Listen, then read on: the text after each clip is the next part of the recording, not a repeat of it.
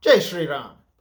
Nowadays, whenever I eat food at home, unless I have to reheat something, I always use steel plates and katoris.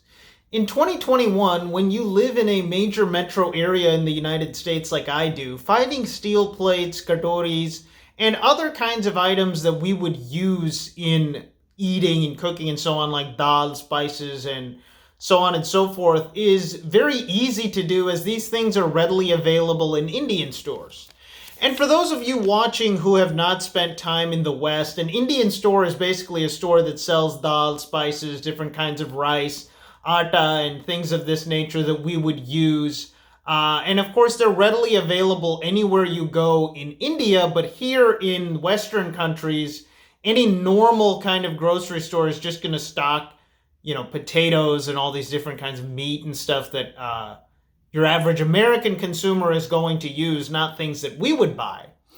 And it's not just that we have these things, also East Asians, Middle Easterners, Latin Americans, all of these different immigrant groups of people have such stores catered to things that they would buy as well. So these people also established these stores in the West to cater to their own people. And I bring this up because of the fact that sometimes people that I talk to who are in India and have never lived outside of India are really unaware of this fact, and they assume that it might be very difficult to purchase such ingredients and items and so on. Here where I live, we have even less commonly used items available as well, like banana leaves, for example, which my mom buys to make kadubu and halasana hittu. Halasana hittu is basically jackfruit ground up with I guess rice flour and different things made into a dough or made into like a paste, I guess, that you smear on the leaf, cover it up and steam it, and it becomes this kind of I guess like a steamed dumpling. I don't know how many other cultures have it. I don't think anybody outside of South India eats this kind of thing, but anyway.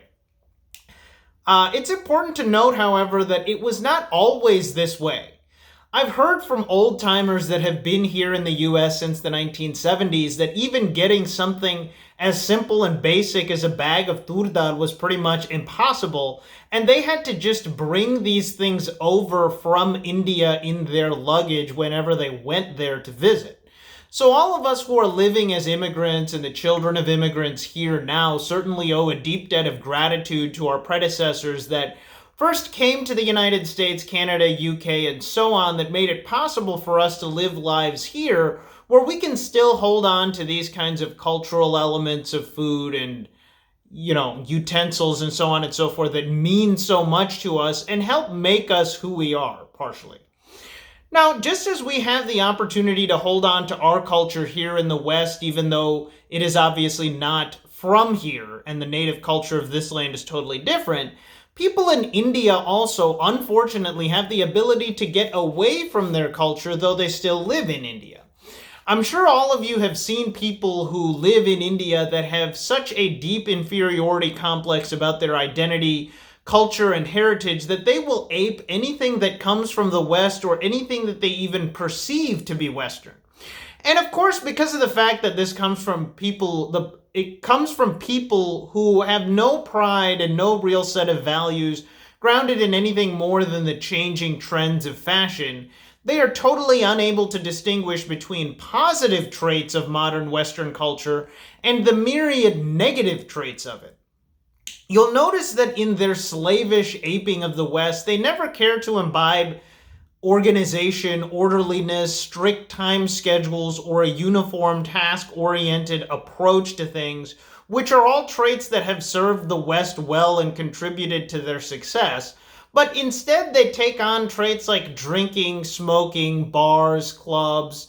premarital sex, dating, consumerism, and the consumption of a diet that is high in meat, processed foods, and all sorts of empty calories. It's the most decadent, most degraded, most negative parts of Western culture that have already caused great harm to the West itself that such people want to take on.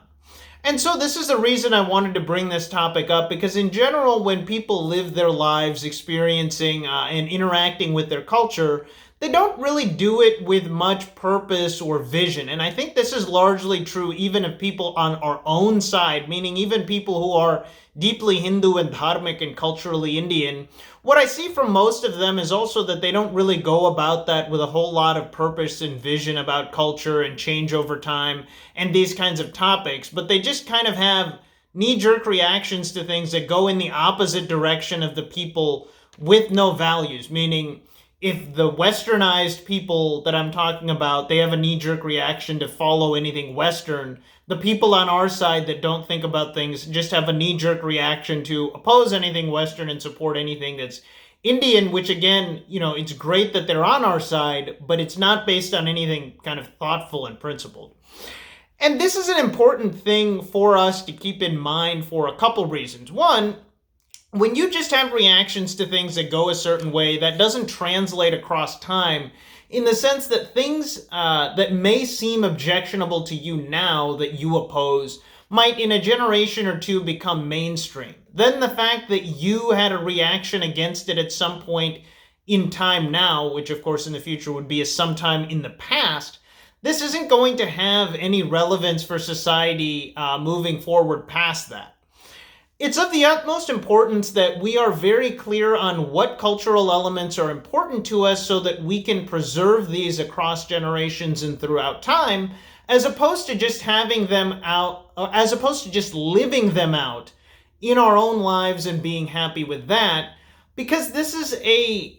because of the fact that this is a Hindu channel, I wanted to close on a point of religion with respect to time and generations and so on, instead of just broad cultural elements. I sometimes like to listen to Muslim speakers online to understand what the other side is saying and how they think. And I was listening to a particular guy called Yasir Qadhi. He was born and raised in the United States. His parents are from Pakistan. And he was speaking about jizya and dhimitude and this kind of way that non-Muslims living under Islamic rule had to live as second-class citizens or third-class citizens, and a lot of people in those societies converted to Islam because of that. He was actually, in this particular thing that I was listening to, wasn't talking about it in reference to India. He was talking about it in reference to Southeastern Europe under Ottoman Turkish rule. But the point that he made was basically that even if some, let's say some Christian under Turkish rule or some Hindu under, Mughal rule or something like that, even if they may have converted just in name only because they didn't like jizya, they didn't like the way that they were treated, and they just wanted to kind of escape from this, but internally in their heart, they were still deeply Hindu and dharmic, or still deeply Christian in the European example, their children would not be. Meaning, you may have made a conversion only in name to escape some kind of treatment, and internally held the same kinds of beliefs and values, and even maybe within your home tried to adhere to whatever practices secretively that you could, but your children would have never been inculcated with a Hindu or pre-Islamic, non-Islamic kind of identity. Their schooling would have been totally Islamic, just like the other Muslim children of their generation. And so those children would not have any meaningful tie or idea of being Hindu other than maybe their parents said some things, or they remember some things in their childhood that their parents did at home. But that next generation would be basically genuinely Muslim. And then from the generation after that, you'd have absolutely zero tie to your actual roots as well. And that in Islam, they kind of played this long game that, you know what, in the short term, we're going to have to deal with some, from their point of view, disingenuous conversions that people are not really converting by faith. But in the long term, generationally, the people who are descended from those people are converted genuinely. And so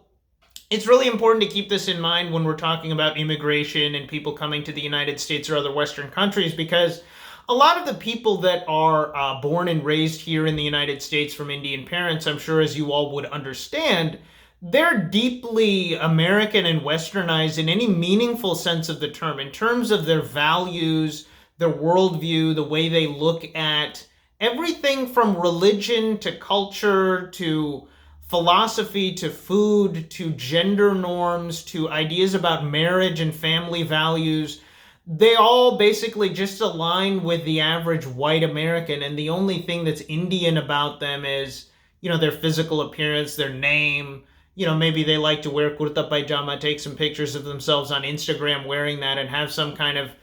very superficial and nostalgic connection to being Indian and Hindu. But it's, in terms of actual substance, it's totally gone. And so the reason that I say that it's so important to really hone in on what are the things that are actually meaningful to us that we want to inculcate in the next generations moving forward is that the natural way that people live their lives in modern Western culture is basically all the same. It doesn't matter what religion your ancestors followed, what part of the world your ancestors left to come here. Everybody here in America basically is the same and thinks basically the same way. There are some tiny wedge issues like, policing and stuff like that that are only relevant in an American domestic kind of a context. But largely in terms of worldview, values, society moving forward and all of those things, someone with a Hindu name and brown skin, someone with, African ancestry from slaves, or someone that's white, all of these people are going to be in substance basically exactly the same. And that's the kind of homogenization that we really need to avoid and fight against. So that's all I've got for you guys today. Please like, comment, share, and subscribe. Jai Shri Ram.